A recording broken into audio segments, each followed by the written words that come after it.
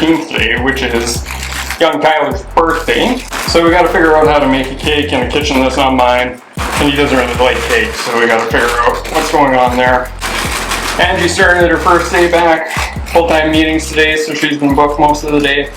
We got out. The nice thing is that we're on Eastern time, so we can get out a little bit in the morning before she gets going, so we can start to swim and whatnot.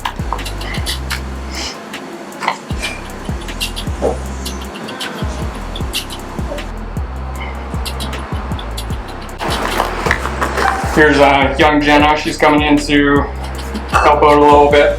I'm getting water. She's not helping out, she's just getting water.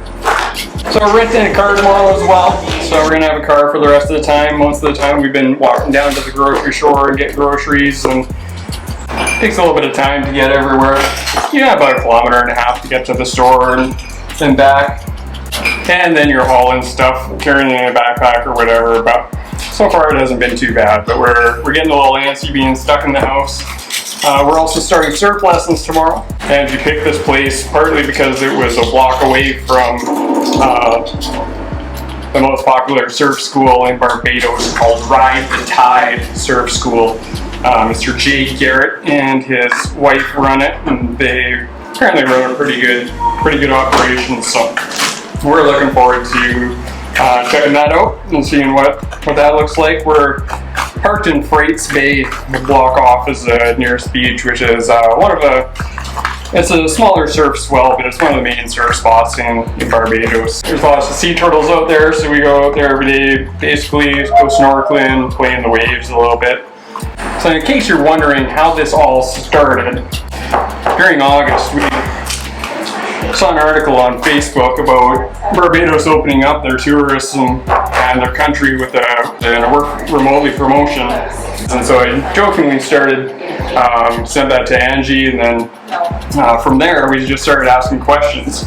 And it's a unique time, obviously. Everyone's going through a bunch of stuff with COVID on lockdown, and it's not ideal for anybody, but we're figuring, if it worked out, it would be way better to be locked down and quarantined in Barbados than it would be to be stuck in Canada for the winter. So we started exploring it, and what started out as a joke eventually turned into a reality. We were, if you were to have asked us 6 months ago, Angie's business was in a position where she was required on site for most of her stuff. I was graduating school or finishing up school, so I was going to be looking for a job, but as COVID hit and the summer hit, there was a bunch of stuff going on, and the job market kind of dried up, so we weren't too lucky in finding a job over the summer. As it went and schools were looking to reopen, we were kind of thinking that the schools in Alberta, they were looking at if someone in your class gets COVID, you're going to lock the entire class down for a week or 2 weeks in quarantine. And with as many kids, running around, not social distancing and all that stuff, we figured that, it's going to be inevitable that this sour cream isn't really big enough for what I want to do with it. Can you get a cup of it? Yeah, we figured that in the fall, with the kids trying to go back to school, it was inevitable that they were going to get locked down and quarantined, and it's happened a couple times in Lethbridge already, where we're from. We decided to look into remote learning, and so we joined our provincial school distance learning program, and we got the kids on that. The downside is they're missing their friends and they're missing the in-person learning, which is obviously valuable. We're able to homeschool them. I take care of most of the schooling while Angie's working, and it's pretty straightforward. We block our time appropriately so that we can do what we need to do. 2 tablespoons of vegetable oil.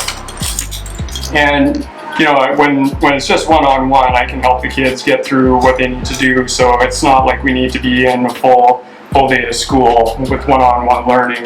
We can hammer through a bunch of stuff a lot quicker than they would at school. It's pretty good. Where the goal was, we we were at home in September and we arrived in Barbados October 1st, and so the goal was to get to Barbados with as much work as done as possible so we could enjoy our time. And so the boys were able to hammer through most of their stuff, get into November with their schoolwork, so they've been relaxing pretty good, but we're just trying to keep on top of it.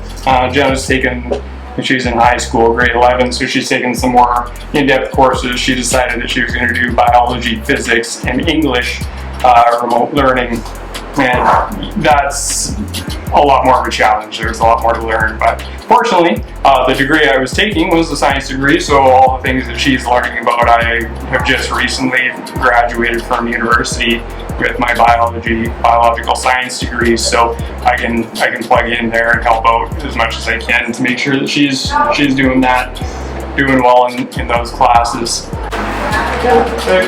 I got it better ways.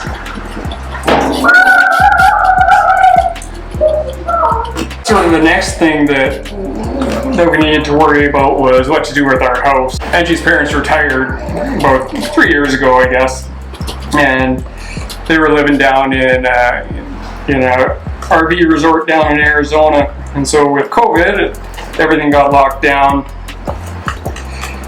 And so they were back in Canada, and they weren't sure when the borders were going to reopen or what that was going to look like. So they ended up moving into our house so they didn't have to RV through the winter in Canada. And they're looking after our dog and after my fish and taking care of the house, so we don't have to worry about that sort of stuff. But like I said, every time that we asked a question about what we were doing or if we could do it, on Angie's work, she was able, through COVID, they had to restructure a bunch of stuff so she could work online and she wasn't needed in person as much. I obviously, I'm still looking for a job, but it's not an ideal time, so I can look after the homeschooling and a lot of the day-to-day stuff. And then the kids are doing their thing. So we had, jobs looked after. We had someone to take care of our house and do that for us. And school was a breeze, so we ended up here. So the goal is to be here from October to December. Mid-December, come back. We'll have to quarantine when we get back, so we'll be quarantined over Christmas, and then we plan to put the kids back in school. I realize that not everyone's fortunate enough to have the flexibility that we do, and the ability to just pack up and kind of cancel things. And ironically, it was the world situation of COVID that gave us the ability, or forced us into being able to do something like this. You know what? We've always said life's too short to be bored, so you might as well take advantage of anything that happens. And so this was one of the things that we looked at, and we thought, you know what? We probably won't get an opportunity to do this again or anything like this for a long time, so take advantage of it while the kids are young, giving them experience that they'll remember for the rest of their lives, and enjoy the best of the worst that can come out of COVID. That's sort of where we're at. We're celebrating Tyler's 14th birthday here, so we're making some cake. We're going to hang out. We went swimming a couple times, and you know what? We're just making the best of it. Snow's starting to fly back in Canada. We're happy being here, and it's 30 degrees every day, high humidity, but it's not as terrible as it sounds, I promise you that.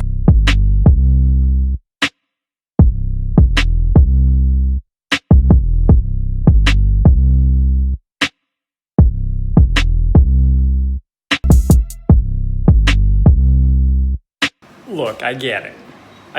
That's not the best cake that you've ever seen in your life, but it's a dad cake, and I'm in Barbados, and I don't have any of my proper tools, and I'm a dad that just made a cake, so apparently that's a thing. Actually, lots of dads are really good bakers, and I should give credit to all of them, that dads are cool too, just so you know. Happy birthday, dear Tyler. Happy birthday to you.